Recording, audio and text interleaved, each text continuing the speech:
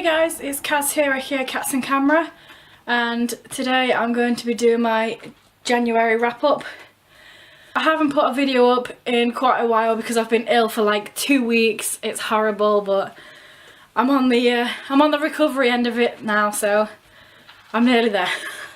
So in January I had a pretty good reading month.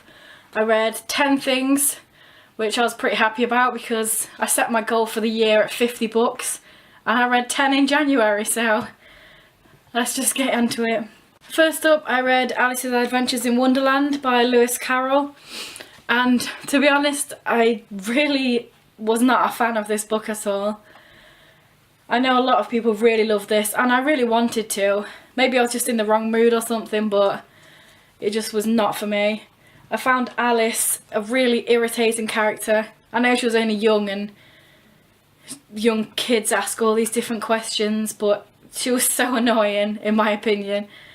Anytime any of the characters are trying to explain something to her or talk or do anything whimsical, she was just constantly asking really annoying questions, and it took me really long to read this, and it's tiny. So yeah, I didn't enjoy it. I do have the next book. Hopefully I'll like that more if and when I get around to reading it. Next up, I read The Raven Cycle, which is The Raven Boys, The Dream Thieves, Blue Lily Lily Blue, and The Raven King by Maggie Stiefvater. So I got The Raven Boys for Christmas, and after I read that I just straight away had to get the next one. This was a really good series. I'm so glad that I didn't really know much about it going in. All I knew that it was a group of friends looking for a Welsh king, and I was glad that that was all I knew.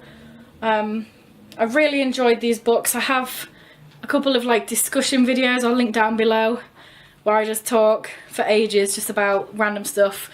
They do have spoilers in there, so if you haven't read the books, don't check them videos out, but if you have, then maybe check them out. I really enjoyed the characters in this. It was a really character driven series.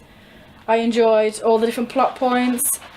I found it funny, it was suspenseful, so I know most people have read these now, but if you haven't, I will definitely recommend that you do. In between The Dream Thieves and Blue Lily Lily Blue, I read Lenore. This one is Wedges, and this is by Roman Dirge.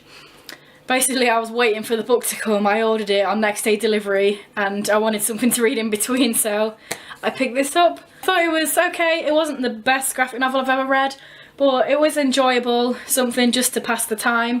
If you haven't seen it before, this is the sort of artwork that's in here. Black and white, very like gothic-y, but also really humorous as well. This is comprised of loads of different stories, loads of stories about Lenore and also other little random stuff, and I actually enjoyed the little bits about the writer more than the Lenore stories, so I thought they were quite funny. After I finished The Raven Cycle, I picked up Chew Volume 4 and 5, and Volume 4 is Flambe, and Volume 5 is Major League. Now, I really love Chew. It's definitely a series that I would recommend to anybody that likes sort of something a bit mysterious, crime, creepy, weird, but also fun. It's about our main guy, Agent Chew, and he has the ability to taste the emotions and the feelings, the process of foods. So I've explained this a few times in different videos, but for example, if he eats a fruit, he'll be able to feel any pesticides on it when it was picked. If he eats meat, obviously all the horrible things when it was slaughtered.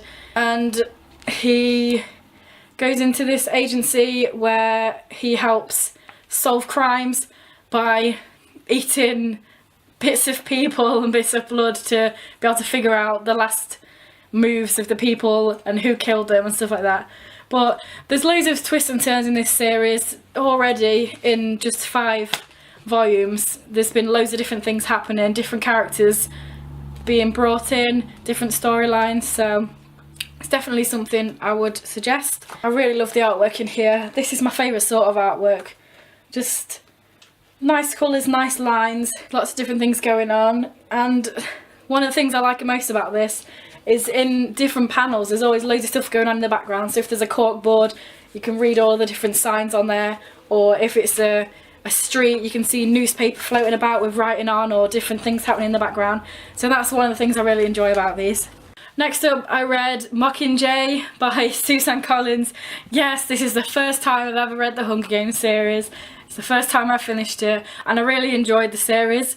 What can I say about this? Literally everybody's read this before me. But yeah, I really enjoyed it. I just feel like the romance in it is not necessary, and the ending is just not necessary. But I liked all the different characters in there. I think it's good when characters in groups are killed off, because a lot of times in series there's no sort of danger because you know that nobody's gonna die. Or although some of the characters that I really liked did have gruesome ends, I was kind of glad about that, because it's not very likely that in this sort of situation there wouldn't be casualties. And last but not least, I read Totally Joe by James Howe.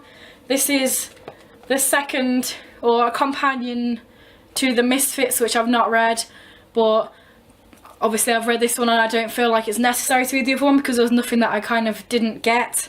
This is a middle grade book dealing with coming of age. It's got a young gay main character. He's like 12 in this, 12, 13. It was nice to see this subject being dealt with a younger teen, somebody coming to terms with who they are. There was like little crushes in here, but there was nothing major. They barely even wanted to hold hands, so that was nice to see. And this is all written like a diary that he has to do in English class, but each chapter is a letter of the alphabet. When I was reading this, something that grabbed me was the fact that our main character Joe, he likes sort of old films and musicals. He liked dressing up in his mum's clothes when he was younger. And I feel like a lot of the time nowadays, any sort of gay character is always portrayed really masculine, like straight acting. I don't like that phrase, but that's what I mean. They're always a jock, they like football, they don't like gay stuff, they don't like to be feminine.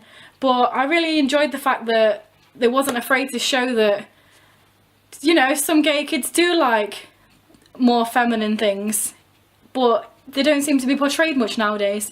I think quite a while back, everybody that was gay in books, TV shows, movies were always portrayed really feminine, really flamboyant. And I think they tried, I think also media's tried to flip that and tried to not be stereotypical, but I think it's gone to the opposite extreme now. I don't know if anybody agrees. If you do, comment below. But it seems to have gone to the opposite extreme, where no gay characters are allowed to be in touch with any feminine qualities. They're not allowed to have dressed up. They're not allowed to enjoy musicals. They're not allowed to do anything feminine, because the people who write it don't want to seem stereotypical. But I feel like they're sort of taken away from the kids and the adults, the teenagers that do like them sort of things. So I like that about this, that it wasn't afraid to show that aspect. I'm so sorry, I feel like I'm getting out of breath while I'm doing this because of my cough and my illness. But yeah, that was the last book I read in January, and I did really enjoy it. So here are the 10 things that I read in January. Again, I was really pleased with this reading month. I'm glad I got such a good reading month out of the way, because I've not been doing so well in February because of how ill I feel. But if anybody has read any of these or want to read any of these, comment below what you thought about them. Whether you want to pick any of these up, or what you read in January, what you enjoyed, what you didn't enjoy. I thought it was a pretty good month. There was only sort of one book that I wasn't really keen on. And also, just a quick note on my 2017 challenges. If anybody has watched my video about my New Year's resolutions kind of things, I'll link that below as well. I have like a list. I have this list just of loads of little fun challenges to complete this year. I marked off 5 challenges on here. I could have done a few more with some of the books, but I want to leave some for make it more interesting the rest of the year. So I did a non-superhero graphic novel, it's Chew, under 200 pages, Alice's Adventures in Wonderland. I completed a series I've already started, which was Mockingjay, The Hunger Games. I read a book that made me laugh, The Dream Thieves, and a book filled with magic, and I put The Raven Boys, even though that's the least filled with magic out of the 4 books. But so yeah, that's everything for today.